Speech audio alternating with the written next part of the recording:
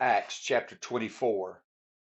Now, after 5 days, Ananias the high priest came down with the elders and a certain orator named Tertullus. These gave evidence to the governor against Paul. And when he was called upon, Tertullus began his accusation, saying, seeing that through you we enjoy great peace and prosperity is being brought to this nation by your foresight, we accept it always and in all places, most noble Felix, with all thankfulness. Nevertheless, not to be tedious to you any further, I beg you to hear, by your courtesy, a few words from us. For we have found this man a plague, a creator of dissension among all the Jews throughout the world, and a ringleader of the sect of the Nazarenes. He even tried to profane the temple, and we seized him, and wanted to judge him according to our law. But the commander Lucius came by, and with great violence took him out of our hands, commanding his accusers to come to you. By examining him yourself, you may ascertain all these things of which we accuse him. And the Jews also asserted, maintaining that these things were so. Then Paul, after the governor had nodded to him to speak, answered, inasmuch as I know that you have been for many years a judge of this nation, I do the more cheerfully answer for myself, because you may ascertain that it is no more than 12 days since I went up to Jerusalem to worship, and they neither found me in the temple disputing with anyone, nor exciting the crowd, either in the synagogues or in the city, nor can they prove the things of which they now accuse me.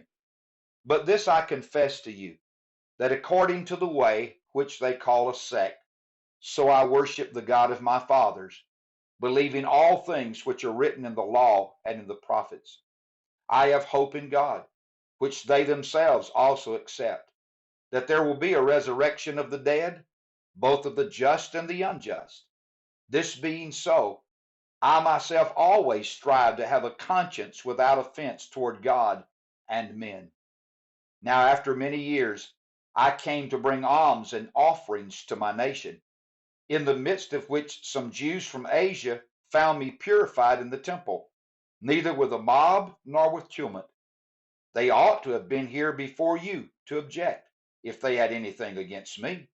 Or else let those who are here themselves say, if they found any wrongdoing in me while I stood before the council, unless it is for this one statement which I cried out, standing among them, concerning the resurrection of the dead, I am being judged by you this day. But when Felix heard these things, having more accurate knowledge of the way, he adjourned the proceedings and said, when Lucius, the commander, comes down, I will make a decision on your case. So he commanded the centurion to keep Paul and to let him have liberty, and told him not to forbid any of his friends to provide for a visit him. And after some days, when Felix came with his wife Drusilla, who was Jewish, he sent for Paul and heard him concerning the faith in Christ. Now, as he reasoned about righteousness, self-control, and the judgment to come, Felix was afraid and answered, go away for now. When I have a convenient time, I will call for you. Meanwhile, he also hoped that money would be given him by Paul, that he might release him. Therefore, he sent for him more often and conversed with him.